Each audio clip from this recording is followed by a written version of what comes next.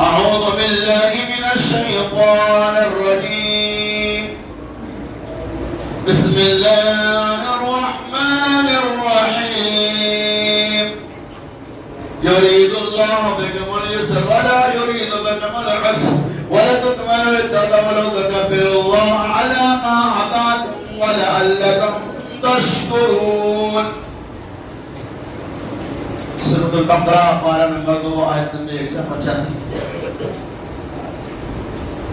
وعن عبد الله بن عمر رضي الله عنهما قال فرض رسول الله صلى الله عليه وسلم زكاة الفطر من رمضان ساعة من تمر أو ساعة من شعير من العبد والحر والأنثى والذكر والأنثى والصغير والكبير من المسلمين.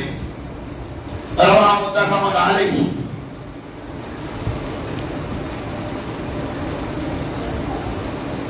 ہر قسم کی حمد و تعریف بڑائی اور کبریائی ثنا اور خوبی بے شمار تسبیحات اور تعریفات پروردگار دو عالم کے لیے ہے جس نے ہمیں اور آپ کو اس رمضان مبارک آنے 14 سے 47 ہجری کے رمضان مبارک میں اللہ نے ہمیں رمضان جیسے متبرک مہینے میں 5 جمعہ کی سعادت نصیب و فرمائی. اس سے ہمارا بینیفٹ یہ ہے کہ جمعہ کے دن کچھ خاص گھڑیاں ہیں جس میں بندوں کی دعائیں قبول ہوتی ہیں. اگر یہ ایکسٹرا موقع اللہ نے ہمیں رمضان میں دیا، اسی رمضان قبولیت کا مہینہ ہے، تو اس ماہ کے آخری جمعہ میں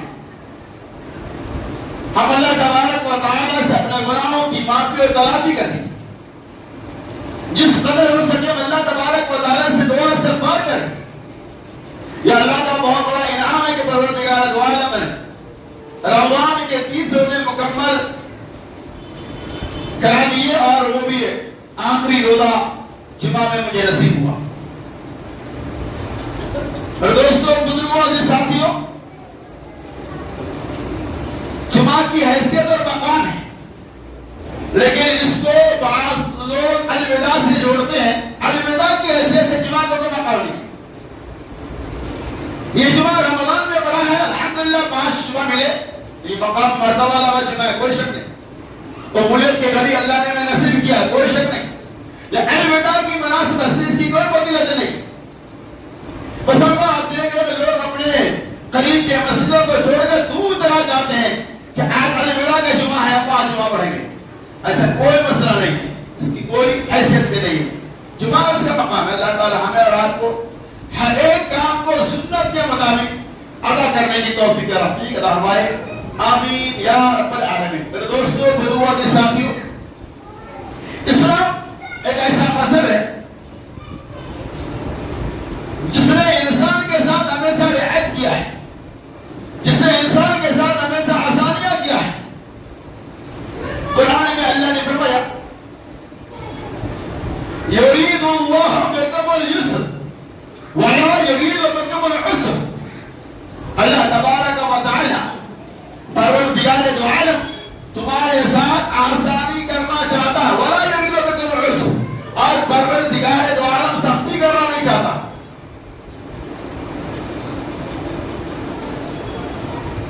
اس کے بعد اللہ نے فرمایا ولا یرید بکم العسر ولا تکملوا العدة ولتکبروا اللہ، اور جب گنتی کے ایام کو پورا کر لو، یعنی جب 30 روزے مکمل کر لو، یا اللہ کے حکم مطابق 29 روزے مکمل کرو، ولتکبروا العدة ولتکبروا اللہ علی ما ہداکم ولعلکم تشکرون. اللہ تعالیٰ کی بڑائی اور کبریائی بیان کرو، اللہ کا شکریہ ادا کرو. اللہ نے تمہیں ہدایت نصیب کیا. اللہ یہ پیغام دیتا ہے کہ رمضان کے روزہ مکمل ہو جائے تو اللہ کی کبریائی بنا ثنا اور خوبی بیان کرے، اللہ کی تعریف بیان کرے، اللہ کی کبریائی بیان کرے، اللہ کا شکریہ ادا کرے. اللہ تعالیٰ نے ہمیں یہ موقع عنایت فرمایا تھا جس میں ہم نے اللہ کی چھوٹی موٹی عبادتیں کر کر اللہ کی رضا کی خوشنودی کے چاہا ہے. اللہ سے دعا اللہ تعالیٰ ہمارے اور آپ کے لیل و نہار کی عبادتوں کو رمضان کے روزوں کو قبول فرما کر ہمارے لیے آپ کے نجات کا ذریعہ بنا. میں بتا رہا تھا کہ اسلام ہمارے ساتھ آسانیاں کرتا ہے. اگر یہ 29 روزے ہوتے آج جمعہ عید ہو جاتی تو عیدیں ہوتی، یعنی ایک تو عید الفطر کی نماز اور دوسرا جمعہ کی نماز، دو عیدیں ہو جاتی. لیکن اسلام میں آسانیاں کیا اللہ اکبر، اگر دو عیدیں ایک ساتھ ہو جائے یعنی جمعہ پڑ جائے تو اللہ تعالیٰ نے رخصت دیا ہے، آسانی ہے آپ کو. یعنی اگر آپ کتنے آسانی اللہ روزہ میں بھی آسانیاں تھی اور زندگی کے تمام معاملات کے اندر اللہ آسانیاں کرتا. فرمایا کہ ایک بندہ دور دراز سے صبح میں عید الفطر کی نماز ادا کرنے کے لیے آئے گا، پھر دوبارہ اگر واپس جمعہ بھی آئے گا شاید کوئی تکلیف ہو سکتی. اس لیے چھوٹ ہے، کہا اگر عیدین ٹکرا جائے، جمعہ کا دن عید آ جائے تو اس میں اختیار ہے. چونکہ دور سے آنے والوں کو تکلیف، جمعہ کی نماز تو ہوگی لیکن آپ کو اختیار ہے. چونکہ باہر سے صحابہ دور دراز سے آتے تھے، آنے میں تکالیفیں ہوں گی، اس لیے نبی علیہ السلام رخصت دے دیا کہ اگر عید کے دن جمعہ بھی آ جائے تو جمعہ کا خطبہ تو ہوا، نماز تو ہوگی، لیکن جو آنا چاہے وہ آئے، جو نہ آنا چاہے وہ ظہر کی نماز کو پڑھ لے گا. یہ اکثر قرآن کا یرید اللہ بکم اليسر ولا یرید بکم العسر. اللہ تعالیٰ تمہارے ساتھ آسانی کرنا چاہتا ہے اور سختی نہیں کرنا چاہتا. اسلام میں ہر ایک پہلو کو مد نظر رکھا گیا ہے اور روزے کا مقصد یہی ہے کہ ہم اللہ کی عبادت کر لیں. اللہ تبارک و تعالیٰ نے ہمیں جو موقع دیا اس کو غنیمت سمجھتے ہوئے اپنے آپ کو گناہوں سے پاک اور صاف کر لیں. اور یہی وجہ ہے کہ رمضان مبارک جیسے ہی ختم ہوتے ہیں، رمضان کو لیل و نہار کا جیسے اختتام ہوتا ہے، اللہ نے ہمیں فطرہ جیسے قدیم نعمت سے مالا مال کیا اور کہا رمضان یقین میں چاند کے نظر آنے کا واجب ہو جاتا ہے. فطرہ یہ کیا چیز ہے؟ انشاءاللہ میں اس کی وضاحت کروں گا. حضرت عمرو بن شعیب بن عربی عن جدہ رضی اللہ عنہ قال ان رسول اللہ صلی اللہ علیہ وسلم منادیا فی فجاج مکہ الا ان صدقۃ الفطر واجبۃ علی کل مسلم. حضرت عمرو بن شعیب وہ اپنے دادا سے روایت کرتے ہیں، وہ کہتے ہیں کہ نبی کریم صلی اللہ علیہ وسلم نے بعث منادیا فی فجاج مکہ، نبی کریم صلی اللہ علیہ وسلم نے مکہ کے گلیوں کے اندر منادی لگانے والوں کو، آواز لگانے والوں کو بھیجا. کہا اے منادی، اے آواز لگانے والے، جاؤ مکہ کے گلیوں میں آواز لگا، الا صدقۃ الفطر، آگاہ ہو جاؤ، سن لو، بے شک اللہ تبارک و تعالی نے تمہارے اوپر صدقہ کو واجب کر دیا. الا ان صدقۃ الفطر واجبۃ علی کل مسلم، تمام مسلمان کے اوپر صدقۃ الفطر کو نکالنا یہ واجب ہے. یہ صدقہ یہ سب نکالتے ہیں، عام طور پر اسے ہم صدقۃ الفطر کے نام سے جانتے ہیں اور حدیث کے اندر بھی صدقۃ الفطر کے نام سے ہی یا کہیں زکات کے نام سے کہیں صدقہ کے نام سے موصوف کیا گیا. یہاں ہم جو بتائیں گے وہ صدقۃ الفطر ہی برابر ہوگا. اس حدیث سے کیا پتہ چلتا ہے کہ صدقۃ الفطر کا نکالنا واجب ہے، ہر مسلمان کو نکالنا ہی چاہیے. حتیٰ کہ اگر کوئی فقیر جو بھیک مانگتا ہے، جسے ہم صدقہ دیتے ہیں، جسے ہم فطرہ دیتے ہیں، اس فطرے کو جمع کر کے اس کے اندر سے بھی اسے بھی فطرہ نکالنا چاہیے. اور یہ نکالنا کب ہے؟ اللہ تعالیٰ نے اسے کیوں حکم دیا، محمد رسول اللہ صلی اللہ علیہ وسلم سے کیوں واجب قرار دیا، اس کے پیچھے بھی کئی وجوہات انشاءاللہ میں تمام چیزوں کی وضاحت میں تفصیل کروں گا آپ کے سامنے. اللہ سے دعا کہ اللہ تعالیٰ سننے سنانے سے زیادہ ہمیں اور آپ کو ہمیں کثیر کی توفیق رفیق عطا فرمائے، آمین یا رب العالمین. دوسری حدیث عن عبد الله بن عباس رضی اللہ عنہما قال فرض رسول اللہ صلی اللہ علیہ وسلم زکاة الفطر طهرة للصائم من اللغو والرفث وطعمة للمساكين، فمن أدى قبل الصلاة فهي زكاة مقبولة ومن أدى بعد الصلاة فهي صدقة من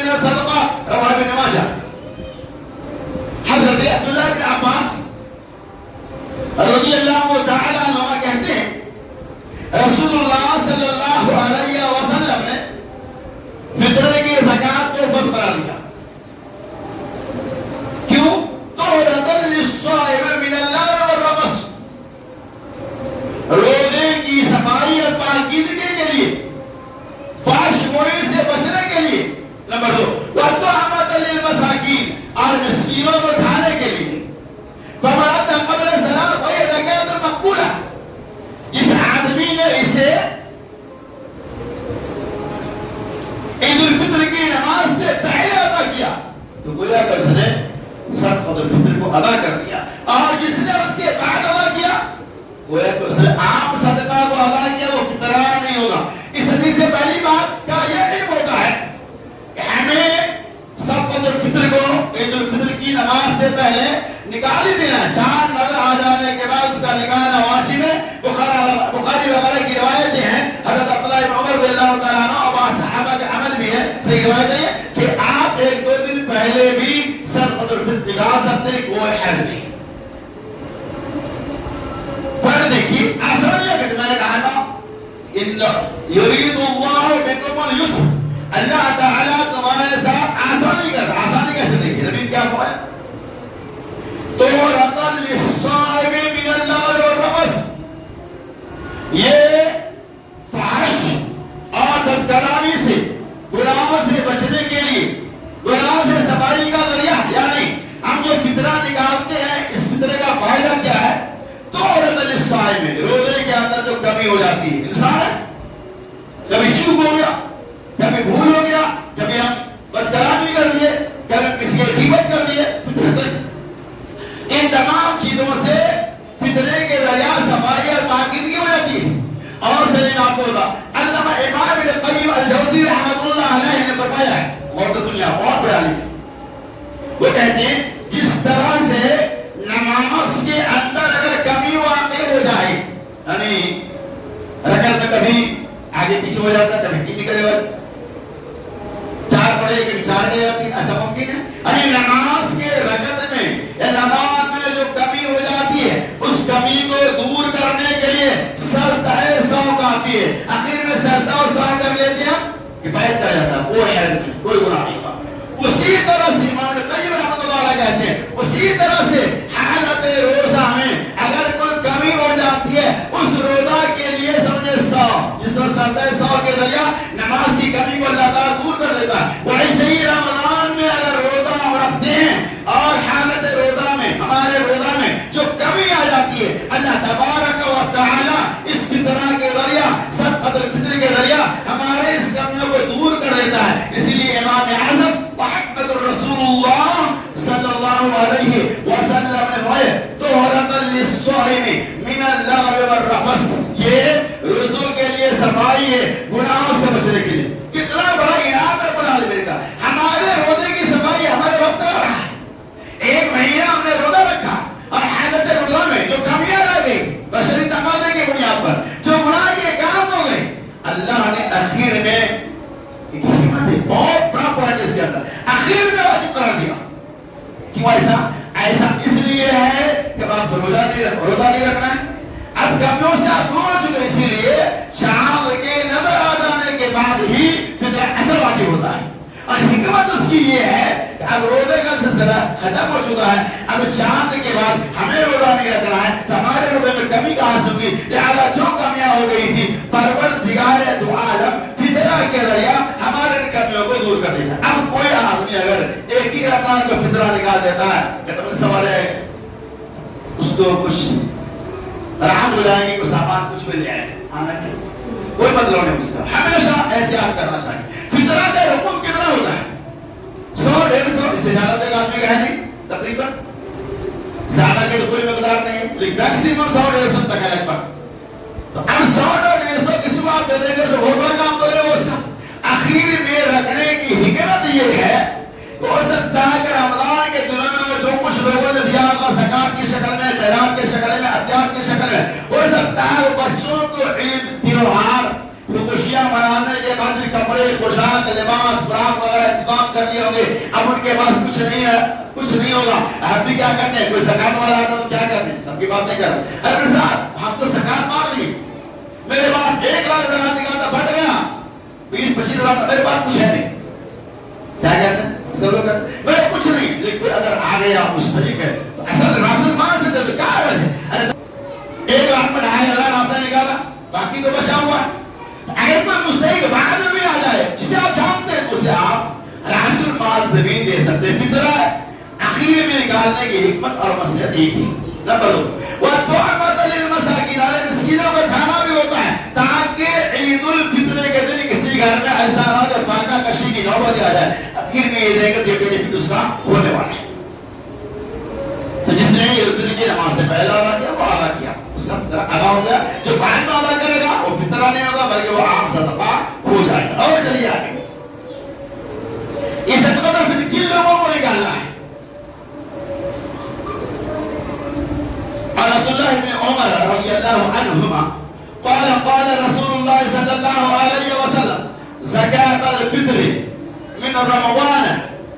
حضرت عبداللہ بن عمر رضی اللہ تعالی عنہما کہتے ہیں رسول اللہ صلی اللہ علیہ وسلم نے ارشاد, رسول اللہ صلی اللہ علیہ وسلم نے فطرے کے زکات کو فرض قرار دیا, رمضان کے فطرے کی زکات کو فرض قرار دیا. کہ لوگوں کی طرف سے من العبد والحر والذکر والانثى والصغیر والکبیر من المسلمین, بخاری مسلم کی روایت ہے. یعنی غلام, آزاد, مرد, عورت, چھوٹے بڑے تمام مسلمانوں کو.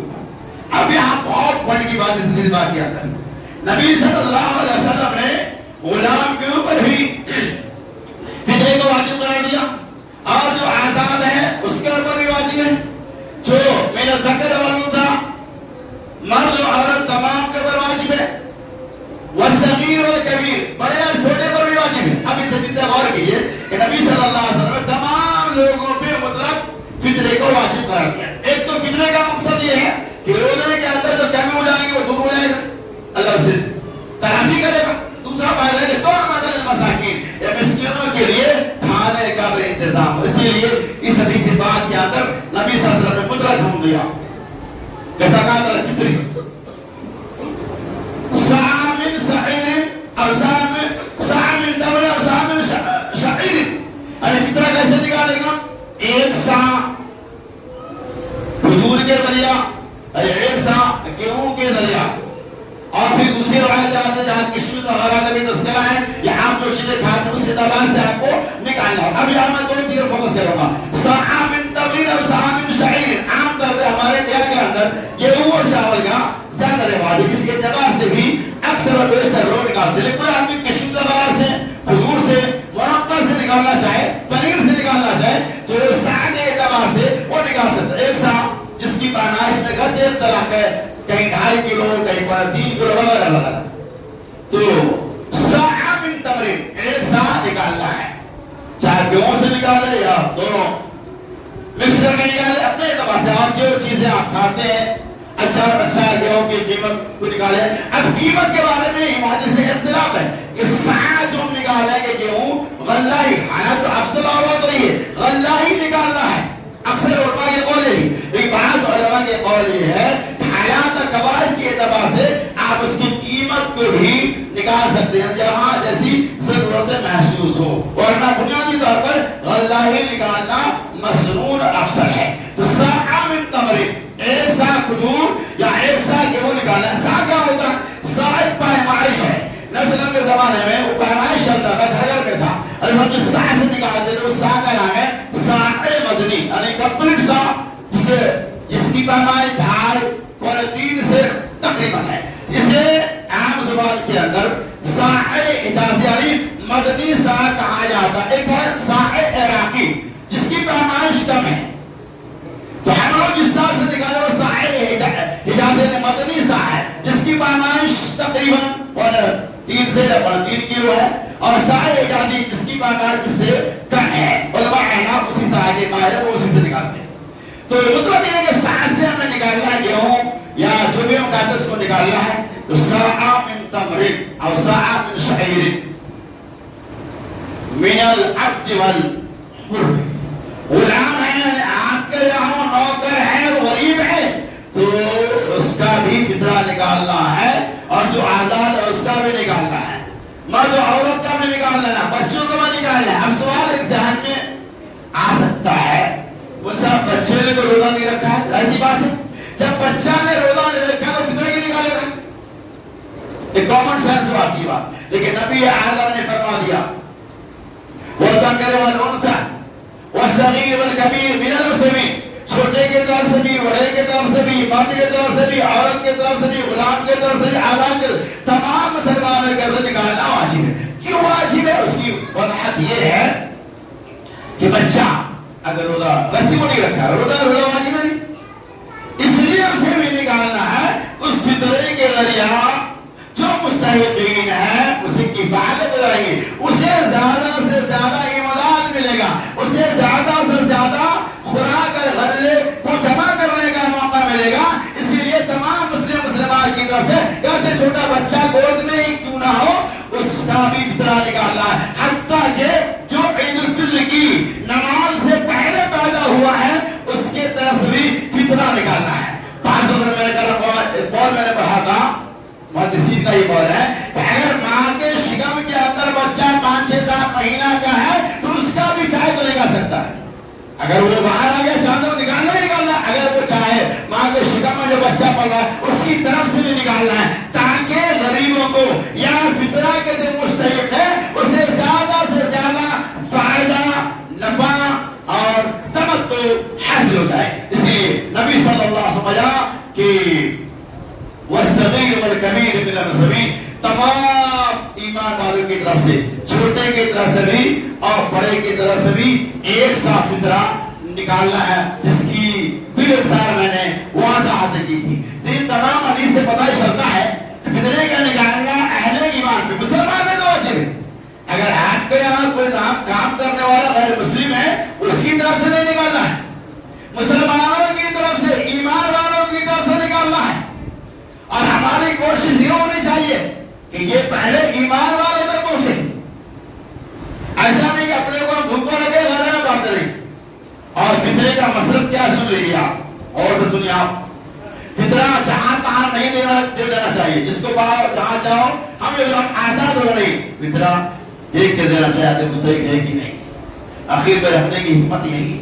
اور عام طور پہ بہت سارے لوگ ایسے ہیں، اللہ نے صحیح سمجھ کی توفیق عطا فرمائے، جو مسجدوں کے نام سے، مدرسوں کے نام سے، وغیرہ وغیرہ کے نام سے فطرے نکال دیتے ہیں، مدرسے میں ڈال دیتے ہیں، واللہ اعلم بالصواب۔ اس کا اصل مصرف ہے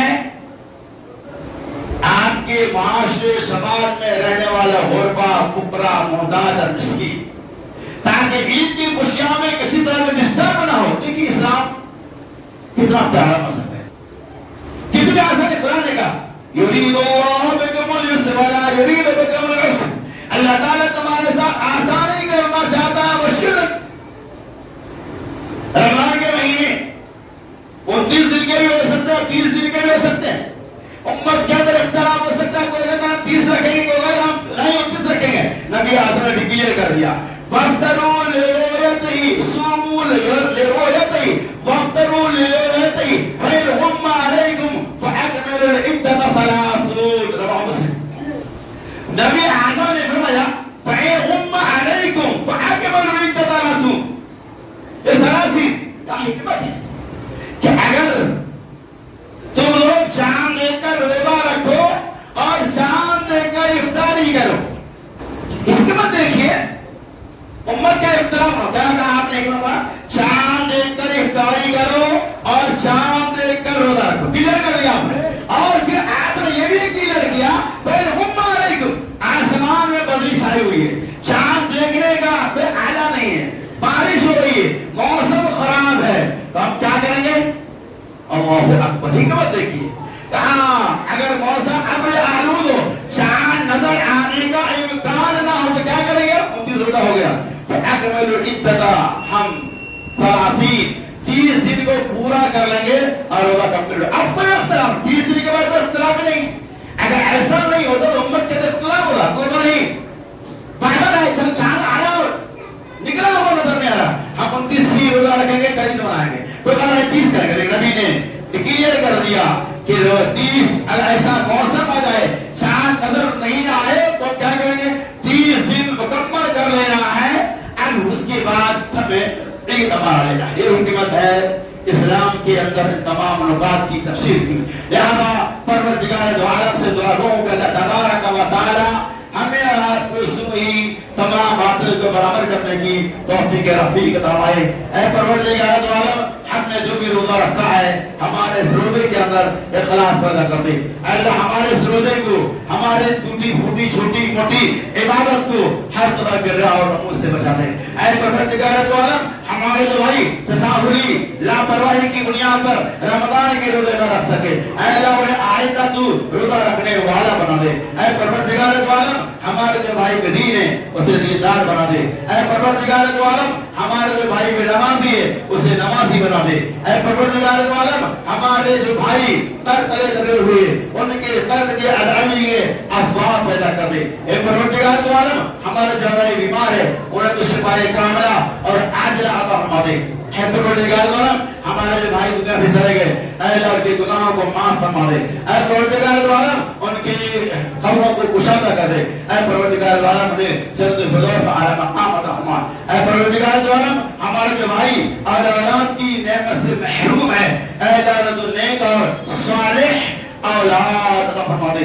اے پروردگار عالم ہمارے جو بھائی بے دین ہے اے اللہ اسے دیندار بنا دے. اے رب العالمین ہمارے جو بھائی بے نمازی ہے اسے نمازی بنا دے. اے پروردگار عالم جب تک دنیا میں زندہ رکھنا چاہتی اسلام پر زندہ رکھ، جب ہمارا خاتمہ ہو خاتمہ بالخیر ہو. آمین. وآخر دعوانا ان الحمد للہ رب العالمین.